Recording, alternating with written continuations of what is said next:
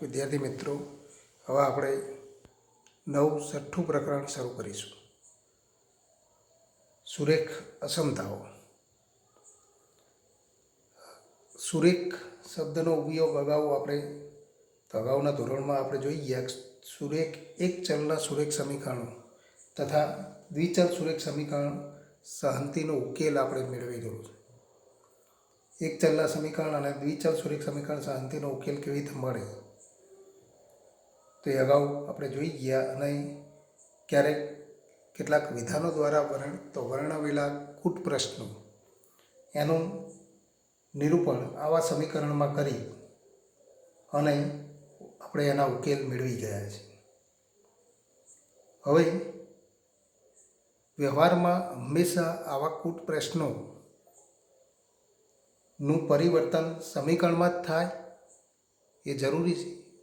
તો એ સમીકરણમાં પણ થાય અને સમીકરણ સિવાય ક્યારેક અસમતાઓ પણ ઉદ્ભવે. એનો અર્થ કે અહીંયા ઉદાહરણ આપણે જોઈએ કે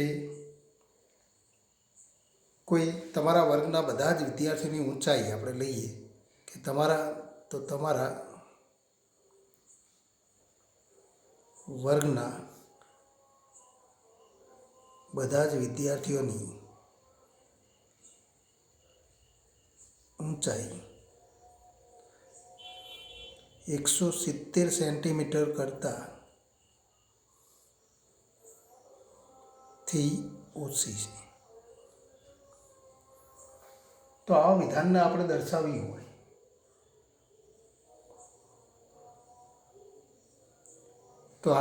તો તેને ગાણિતિક સ્વરૂપે દર્શાવવા માટે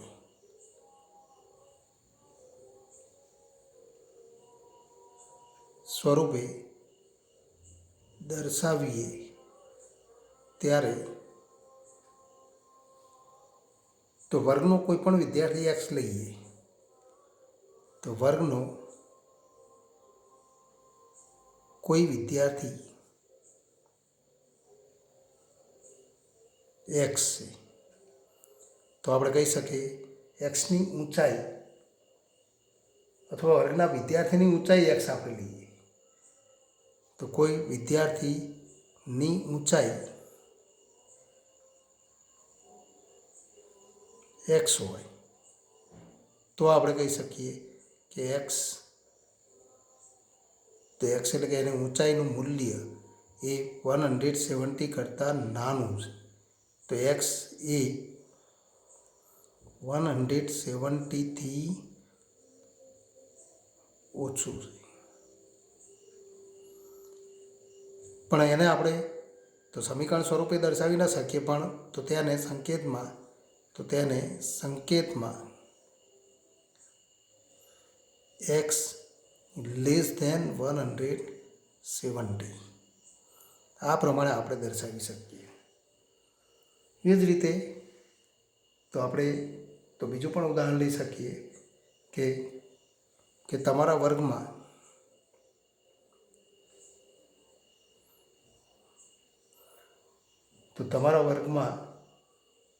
વધુમાં વધુ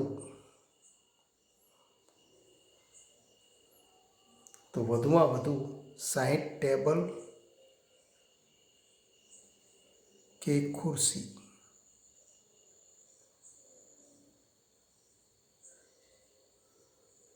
બંને સમાઈ શકે છે.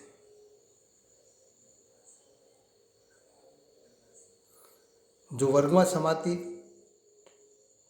વર્ગમાં સમાતા ખુરશી કે ટેબલની સંખ્યા આપણે x ધારી લઈએ તો આપણે ધારો કે વર્ગમાં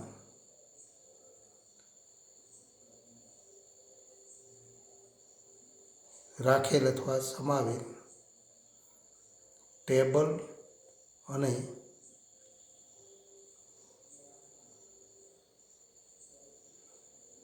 ખુરશીની સંખ્યાનો સરવાળો x. તો ફરી આપણે કહી શકીએ કે xનું મૂલ્ય તો વધુમાં વધુ 60 હોય એટલે કે x એ વધુમાં વધુ 60 હોઈ શકે. વધુમાં વધુ આ તો વધુમાં વધુ શબ્દનો ફરી ઉપયોગ કરીએ તો એટલે કે તો આવા તો શબ્દ સમૂહ એનો અર્થ મહત્ત્વનો છે અને એ અર્થ આપણને કરતા આવડવો જોઈએ. એક્સ એ વધુમાં વધુ 60 હોઈ શકે એટલે કે તો એક્સ એ 60 અથવા 60થી ઓછું હોય. તેને તો ગાણિતિક સ્વરૂપે દર્શાવવામાં આવે તો એને ગાણિતિક સ્વરૂપે આપણે આ પ્રમાણે લખી શકીએ. એક્સ એ less than or equal to 60. એને તો એનો અર્થ કે તો એટલે કે એક્સ લેસ ધેન 60 અથવા એક્સ ઇક્વલ ટુ 60. તો આવી આપણને બે સ્વરૂપ મળે. પ્રથમ ઉદાહરણમાં એક્સ લેસ ધેન 170 તો એ સમીકરણ નથી, એ અસમતા, જેને આપણે તો અસમતા કહીશું એટલે કે એને આપણે સુરેખ અસમતા કહીશું. અને બીજામાં તો સમીકરણ અને અસમતા બંને મિક્સ થાય છે એટલે કે બંનેનો અહીંયા તો એક્સ ઇક્વલ ટુ 60 એ સમીકરણ, પણ એક્સ લેસ ધેન 60 તો અસમતા, અને માટે એને આપણે મિશ્ર અસમતા કહીશું. X less than or equal to 60 એને આપણે મિશ્ર અસમતા કહીશું એટલે કે સ્લેક અને તો સ્ટ્રીક ઇનઇક્વાલિટી. તો અહીંયા તો એક્સ લેસ ધેન 170 એ સ્ટ્રીક ઇનઇક્વાલિટી એટલે કે અસમતા, જેને ચુસ્ત અસમતા પણ કહી શકાય. અને x less than equal to 60 એને મિશ્ર અસમતા કહેવાય.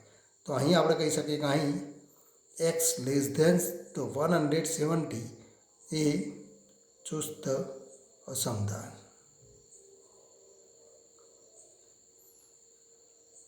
જ્યારે x less than equal to 60 એ મિશ્ર અસમતા.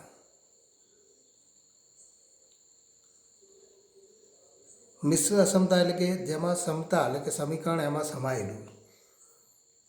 સ્ટ્રીક ઇનઇક્વાલિટી અને સ્લેક ઇનઇક્વાલિટી. તો આને આ બંને તો એક ચલની સુરેખ અસમતા, આ પણ એક ચલની તો સુરેખ અસમતા. તો આને આપણે એક ચલની સુરેખ અસમતા તો કહીશું. એ ઉપરાંત બે ચલની સુરેખ અસમતાઓ તેનો પણ આ પ્રકરણમાં આપણે અભ્યાસ કરીશું કે દ્વિચલ સુરેખ અસમતાઓ અને એક ચલની સુરેખ અસમતાઓ, તો એવી અસમતાઓ માટે ઉકેલ કેવી રીતે મેળવી શકાય અને અસમતાઓ કેવી રીતે ઉદ્ભવે. તો કેટલાક શબ્દ સમૂહ દ્વારા તો વધુમાં વધુ અથવા તો ઓછામાં ઓછું અથવા થી વધુ કે બરાબર કે થી ઓછું કે બરાબર આવા શબ્દ સમૂહો દ્વારા આપણને તો જો કોઈ માહિતી આપણને આપેલી હોય તો એનું ગાણિતિક સ્વરૂપમાં નિરૂપણ મેળવીએ ત્યારે તો આપણને અસમતાઓ મળે. તો અસમતાઓ તો કયા પ્રકારની અસમતા ક્યારે ઉદ્ભવે તો એના માટે બીજા કેટલાક ઉદાહરણો જોઈએ. તો અસમતાઓ, સુરેખ અસમતાઓ. તો અહીંયા આપણે એક ઉદાહરણ આપેલું છે કે રવિ, તો પહેલું ઉદાહરણ જોઈએ કે રવિ 200 રૂપિયા 200 લઈ ચોખા ખરીદવા જાય.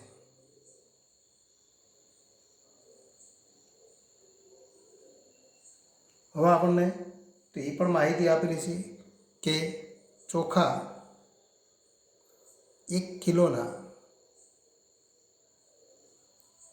પેકિંગમાં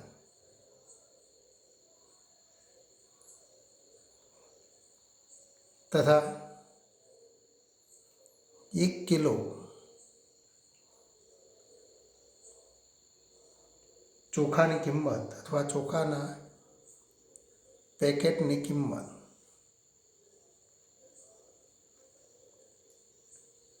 ₹30.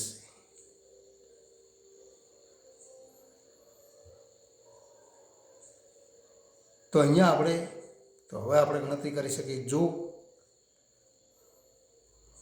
રવિએ ખરીદેલ ચોખાના પેકેટની સંખ્યા x હોય તો આપણે કહી શકીએ તો રવિએ 30 × x રૂપિયા ચૂકવવા પડે, પણ 30 × x એ 200 અથવા 200થી નાનું હોઈ શકે. પણ ફરી આપણે જોઈ શકીએ ચોખાનું પેકેટ તો 1 કિલોના પેકિંગમાં જ ઉપલબ્ધ છે, માટે પણ 200 એ 30 વડે વિભાજ્ય નથી, માટે તો એ ચોખાના તો પેકેટ પૂર્ણાંક સંખ્યામાં મળે, અને પૂર્ણાંક સંખ્યામાં મળે ત્યારે તો રવિ એ પૂરેપૂરા 200 રૂપિયાનો તો ઉપયોગ કરી બધા જ પેકેટ ખરીદી શકે નહીં. એનો અર્થ કે તો એને તો 30 × x એ 200 થઈ શકે નહીં, માટે આપણે કહી શકીએ તો અહીં તો આપણને અસમતા મળે કે તો રવિએ ચૂકવેલા રૂપિયા 30 × x એ 200થી નાના થાય, એ વધુમાં વધુ 200 થઈ શકે, પણ 200થી તો અહીંયા આપણે કહી શકીએ 200થી નાના જ થાય, એ વધુમાં વધુ નહીં પણ 200થી તો ઓછા હોય, તો માટે આપણે કહી શકીએ 30x તો 30 × x રૂપિયા એ 200થી તો ઓછા થાય.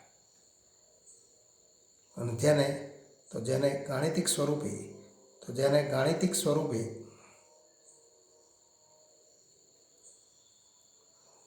તો આ સ્વરૂપે આપણે દર્શાવી શકીએ 30 × x < 200. તો આ આપણને તો એક ચલ એક્સની સુરેખ અસમતા મળે.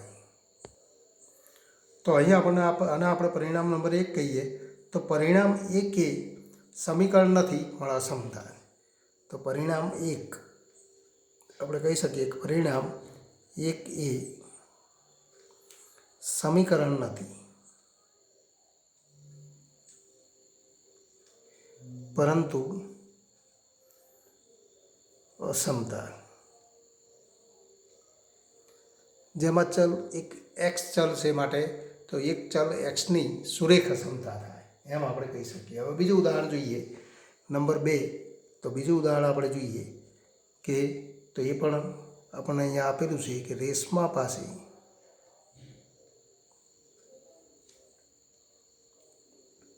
રૂપિયા 120 છે, તેનાથી તે કેટલાક રજિસ્ટર અને તો કેટલાક રજિસ્ટર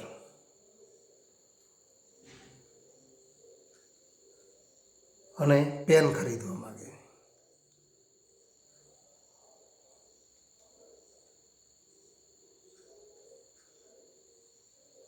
પ્રત્યેક રજિસ્ટરની કિંમત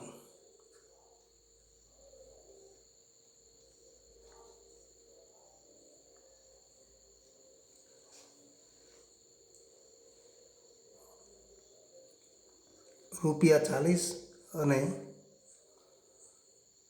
પ્રત્યેક પેનની કિંમત ₹20. તો અહીંયા આપણે જોઈ શકીએ છીએ કે રવિએ ખરીદેલ રજિસ્ટરની સંખ્યા x અને પેનની કિંમત y આપણે ધારી લઈએ. ધારો કે રેશમા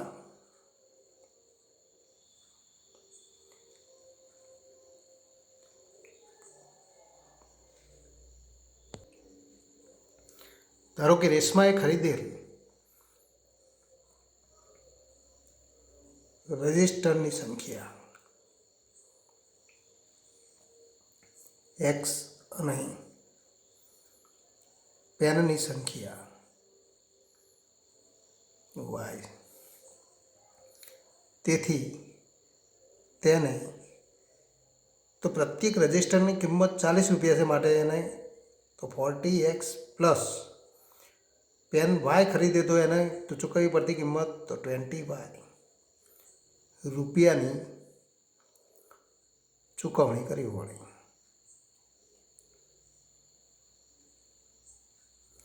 પરંતુ તેની પાસે 120 રૂપિયા અને તો 120 એ 40 પર વડે પણ વિભાજ્ય છે, 20 વડે પણ વિભાજ્ય છે. માટે તો અહીંયા તો આપણે કહી શકીએ કે પૂરેપૂરા રૂપિયાની ચૂકવણી કરી શકે છે, એટલે કે પૂરેપૂરા રૂપિયાનો ખર્ચ કરી શકે. આથી આપણે કહી શકીએ કે આથી તો 40x પ્લસ 20y ની વધુમાં વધુ કિંમત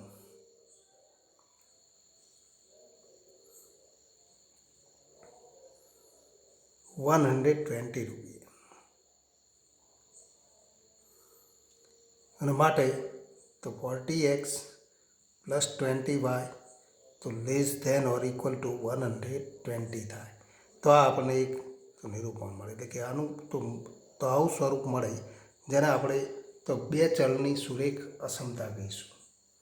એનો અર્થ કે તો એટલે કે આને બે ભાગમાં લખી શકાય, એટલે કે 40x plus 20y less than 120 અથવા 40x પ્લસ 20y તો ઇક્વલ ટુ 120. એટલે કે અહીંયા સમીકરણ આપણને મળે અને અસમતા પણ મળે. તો અહીંયા મિશ્ર અસમતા આપણને મળે તો અહીંયા આપણે કહી શકીએ કે આ તો અસમતા છે, જ્યારે આ સમીકરણ તો એક અસમતા છે. અને તો જેમાં પ્રથમ પરિણામ અસમતા અને બીજું પરિણામ તો પરિણામ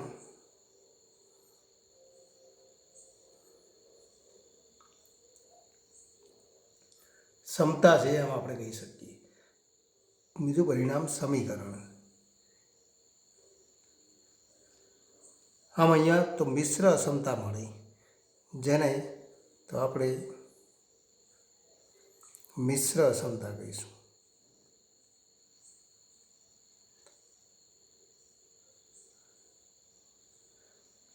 તો આ અસમતાનો અર્થ છે.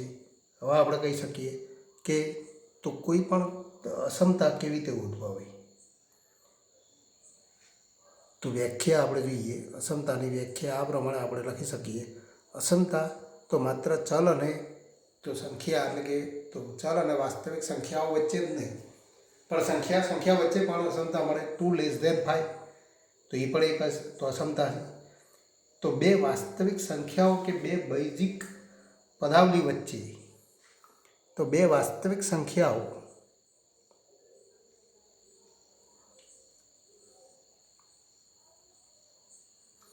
કે બે બીજગણિતની તો બૈજિક પદાવલીઓ, એટલે કે બીજગણિતના સમીકરણો કે એના ચલ આપણે કહીએ એક્સ અને વાયનું તો કોઈ પદ, એને આપણે બૈજિક પદાવલીઓ કહીશું. વચ્ચે જો less than, greater than, less than, greater than અથવા તો less than or equal to અને greater than or equal to જેવા સંબંધો અસમતા રચે છે. સંબંધો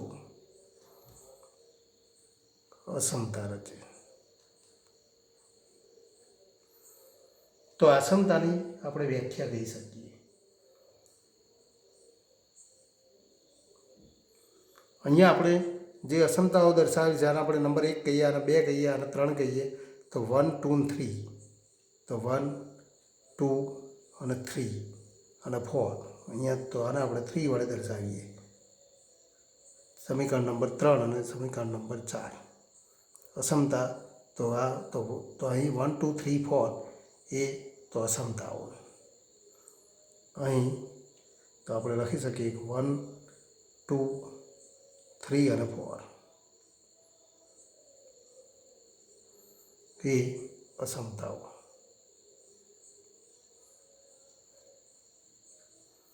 એ ઉપરાંત તો બીજી ઘણી બધી અસમતાઓ આપણે લખી શકીએ કે 3 less than 5, 5 less than 7, 7 greater than 5, 5 less than 9. તો એ સંખ્યાત્મક અસમતા. આને આપણે સંખ્યાત્મક અસમતા કહીશું. તો સંખ્યાત્મક અસમતા. એ ઉપરાંત તો તથા x less than 5, x greater than or equal to 3, y less than equal to તો 7 એ શાબ્દિક અસમતા.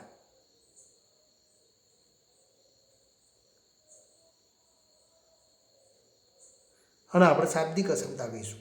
એક્સ લેસ ધેન 5 એટલે કે 5 કરતાં નાની હોય એવી કોઈ પણ સંખ્યા. તો શાબ્દિક સ્વરૂપે આપણે વાંચી શકીએ. એ ઉપરાંત તો તથા તો અસમતા માત્ર બે જ તો પદો વચ્ચે મળે એવું નથી. ફરી આવી પણ અસમતા મળે 3 લેસ ધેન 5 લેસ ધેન 7.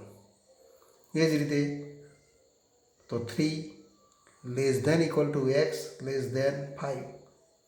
અને આપણે એ પ્રમાણે વાંચી શકીએ કે તો 5 એ 3 કરતાં મોટો અને 7 કરતાં નાનો. એક્સ એ 3 અથવા 3થી મોટો અને 5થી નાનો. તો આને વાંચવું હોય તો આ પ્રમાણે તો વાંચી શકાય.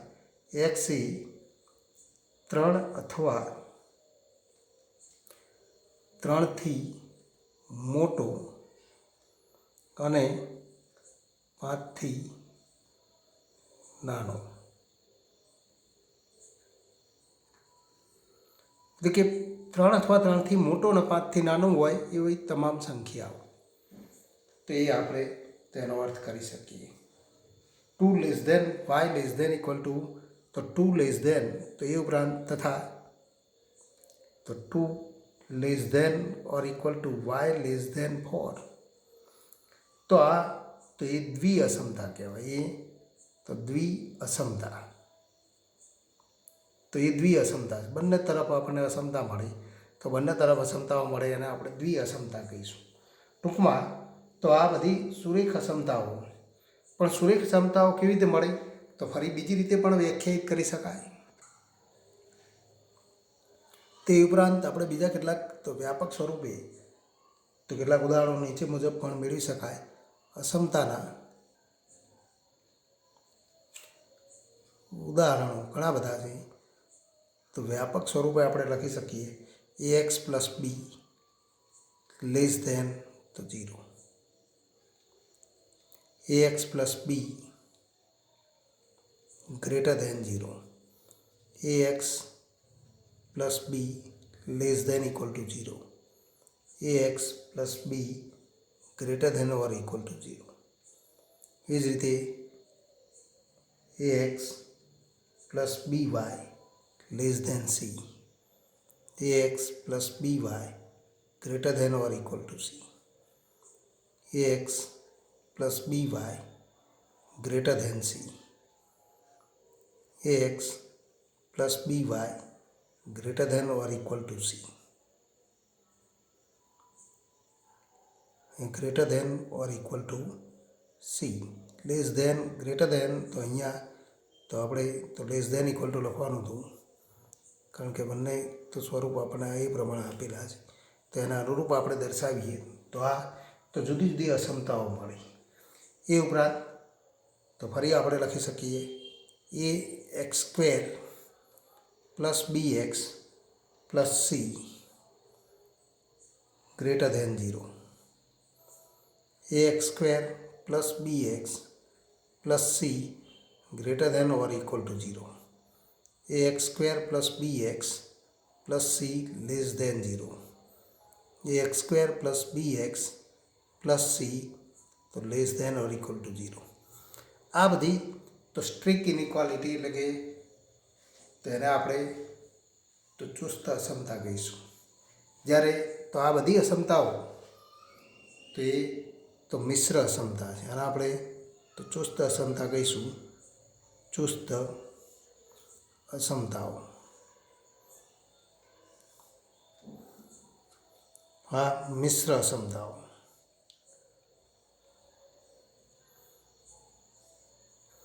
તો આ બધી મિશ્ર અસમતાઓ, આ બધી ચુસ્ત અસમતાઓ.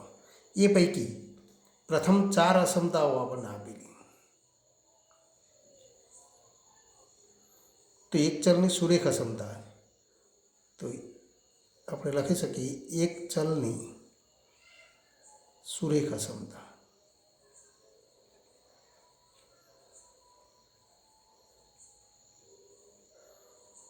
જ્યારે તો આ 2 અસમતાઓ છે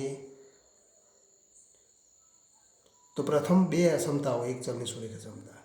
અહીંયા પ્રથમ 2 અસમતાઓ એક ચલની સુરેખ અસમતા. જ્યારે તો અહીંયા આપણે જોઈએ બાકીની 2 અસમતાઓ તો દ્વિચલ સુરેખ અસમતા. એટલે કે અહીંયા એક જ ચલની અસમતાઓ, તો આ 2 અસમતાઓ એક ચલની અસમતા. જ્યારે આ 2 તો 2 ચલની એક્સ અને વાય, 2 ચલની એટલે કે દ્વિચલ સુરેખ અસમતા. એવું જ અહીંયા પણ છે. એટલે કે પ્રથમ ઉપરની 4 અસમતાઓ એક ચલની સુરેખ અસમતા છે, જ્યારે બીજા ક્રમમાં બીજી 4 અસમતાઓ તો દ્વિચલ સુરેખ અસમતા. તો આ દ્વિચલ સુરેખ અસમતા, આ એક ચલની સુરેખ અસમતા. અને તો આ એક ચલની પણ દ્વિઘાત અસમતા, જેને તો એક ચલની દ્વિઘાત અસમતા કહેવાય. કારણ કે તો દ્વિઘાત અસમતા. ટૂંકમાં આપણે કહી શકીએ કે એક ચલના સુરેખ સમીકરણમાં જો ઇક્વલ ટુની જગ્યાએ લેસ ધેન અથવા greater than or equal to અથવા લેસ ધેન ઇક્વલ ટુ તો એવો સંકેત જો દાખલ થાય તો એક ચલની સુરેખ અસમતા મળે. દ્વિચલ સુરેખ સમીકરણમાં ઇક્વલ ટુને બદલે જો લેસ ધેન ઇક્વલ ટુ કે ગ્રેટર ધેન ઇક્વલ ટુ તો એવો સંકેત દાખલ થાય તો એ દ્વિચલ અસમતા થાય. અને જો દ્વિઘાત સમીકરણમાં તો ઇક્વલ ટુની જગ્યાએ લેસ ધેન, ગ્રેટર ધેન કે less than or equal to કે ગ્રેટર ધેન ઇક્વલ ટુ તો એવી અસમતા દાખલ થાય તો એને આપણે તો એક ચલની તો દ્વિઘાત અસમતા કહીશું. ટૂંકમાં આ સુરેખ અસમતાઓ તો એને આપણે તો ચુસ્ત અસમતા અને મિશ્ર અસમતાઓ તેવા 2 ભાગમાં વહેંચી શકીએ. હવે આવી અસમતાઓનો ઉકેલ કેવી રીતે મેળવી શકાય તો એ તો આવતા તો પિરિયડમાં આપણે જોઈશું.